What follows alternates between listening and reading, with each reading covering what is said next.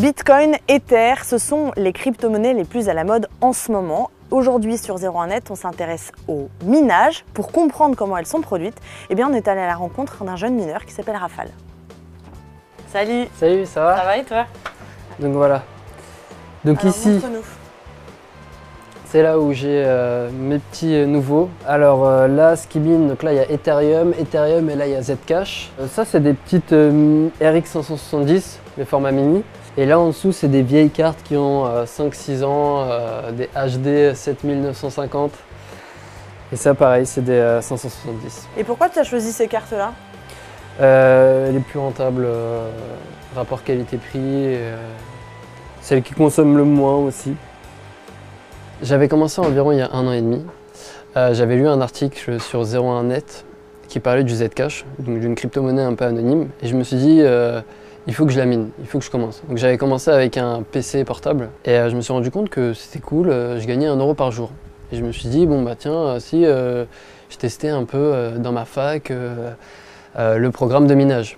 Donc j'avais testé sur une dizaine, quinzaine, un petit peu plus de PC. Ça veut dire que tu avais pris des PC de ta fac sans rien dire à personne pour tester le minage. Okay. C'est ça. Donc j'avais testé pendant un week-end, donc j'avais lancé le truc sur une centaine de PC. Et le week-end passe et je me rends compte que j'avais gagné 200-300 euros. Et je me dis, génial, il faut que je continue. Et j'ai commencé à miner, donc petit à petit, ce que je gagnais, je le réinvestissais. Et depuis, j'ai une dizaine de rigs.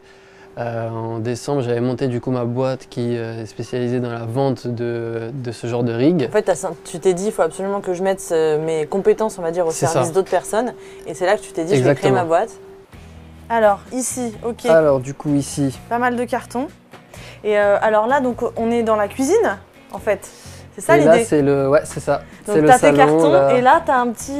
Enfin, t'as 2 rigs, en fait. Ouais. Et donc ça mine quoi? Alors là, c'est de l'Ethereum, mais par contre, là, c'est des Nvidia, des 1060. Ouais. Donc, il y en a 12 et ça consomme un peu moins, donc ça chauffe un peu moins. Tu reçois tous les jours des cartes, du matériel? J'en reçois du matériel, j'en ai énormément. C'est des cartes mères, il y a de tout, des disques durs, j'ai, je crois... des cartons de clés USB. Donc ça, en fait, c'est du matériel que tu reçois pour toi ou pour tes clients? C'est pour mes clients. Alors là, tu nous emmènes où? Alors là, c'est le garage. Ouais. C'est la partie la plus chaude. Ok. Là où il y a le plus de rigs. D'accord. Donc là... Ouh là là. C'est l'armoire. Ok, on s'entend presque plus parler. Exact. Et on sent la chaleur. Ouais, énorme, énorme chaleur. C'est ça. Là, il y a des vieilles cartes, des HD 7950. Des 480, des 570 et là aussi des 570. J'ai même un ventilateur de voiture. Et là, ce que je vois, c'est qu'en fait, non seulement tu as un ventilateur de voiture, mais tu as tout un système d'aération. Alors j'ai tout un système exact. Parce que ça chauffe donc trop. En fait ici, ouais, ça chauffe énormément et donc en fait je récupère l'air de mon garage pour qu'il n'y ait pas d'humidité et je le recrache avec des ventilateurs ici. J'ai mon petit mineur de Bitcoin. Donc ça c'est un ASIC. Okay. Donc c'est un ordinateur qui est spécialisé que dans une crypto-monnaie, en particulier ici Bitcoin. D'accord, ok. C'est une machine qui est fabriquée pour miner du Bitcoin en particulier. Exactement, donc c'est Bitmain qui produit ça et donc ils se sont dit il faut qu'on fasse qu'on construise vraiment de A à Z un truc, voilà, donc ils se lâchent. Le bruit. Et t'as déjà mesuré en décibels? C'est 80. 80 décibels, d'accord. Ouais, on est dans une salle de concert.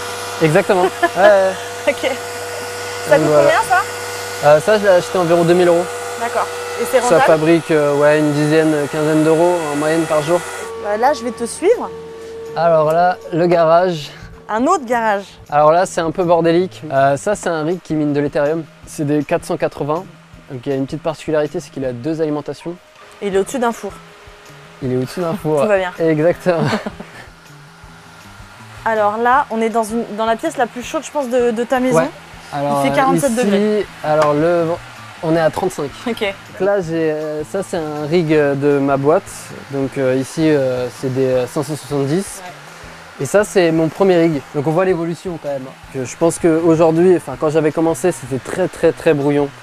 Les rigs que je montais, c'était à l'arrache, c'était histoire de faire un rig. Et aujourd'hui, c'est un peu plus professionnel, on peut superposer les rigs. Et les cartes, en fait, ce qu'il faut faire à chaque fois qu'on les reçoit, c'est changer les timing straps du BIOS pour miner plus. On gagne 3 hash rate environ. Sur un rig, on gagne au final une carte graphique. J'ai progressé sur la gestion des watts consommés par le rig, sur l'overclockage, l'undervoltage, sur le montage en général. Je vais beaucoup plus vite, j'optimise le temps que je mets à monter. En fait, ici, je stocke un peu tous les câbles qui ont brûlé. Donc typiquement, tu as des... ça, c'était un câble d'Alim. D'accord. Il a carrément genre... c'est pétrifié genre. Ah oui, d'accord. Okay. Et je stocke ici tout. Et t'as jamais eu de pépins plus graves que ça? Enfin, je veux dire, parce que c'est pas un peu dangereux en fait d'avoir tout ça à la maison? Qui a brûlé. Il y a quoi? Une prise qui a brûlé. Ah ouais, quand même. Ouais.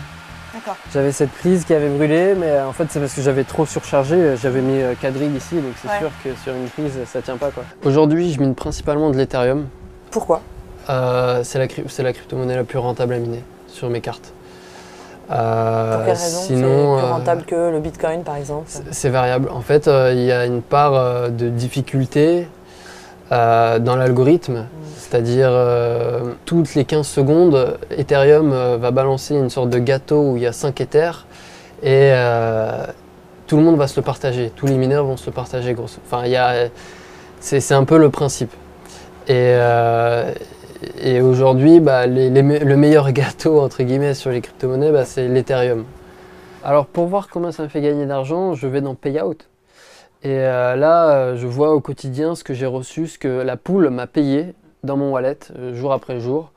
Donc là, par exemple, on prend sur la journée d'hier. Qu'est-ce que tu as gagné? Sur la journée d'hier, j'ai gagné 0,15 Ethereum. Ça représente combien en euros? Ça représente environ 62 $. Donc aujourd'hui, là, je suis environ à 3,6 Ethers par mois, ce qui fait environ 1800 $, donc 1500 €. Mais ça ne veut pas dire que tu gagnes 1500 €? Donc il y a l'électricité, c'est 1000 € par mois. D'accord. Donc là, on est chez tes parents, tu verses la somme de 1000 € par mois à tes parents. Exactement. Okay. Et derrière, il faut prendre en compte aussi le fait que j'ai payé 3000 € pour ce rig, il faut que je le rentabilise. Donc il faut toujours allouer une... C'est ça. Et après, il y a le fait que je fais un peu de maintenance, donc il faut se rémunérer un petit peu là-dessus. Donc au final, vraiment, qu'est-ce que tu y gagnes?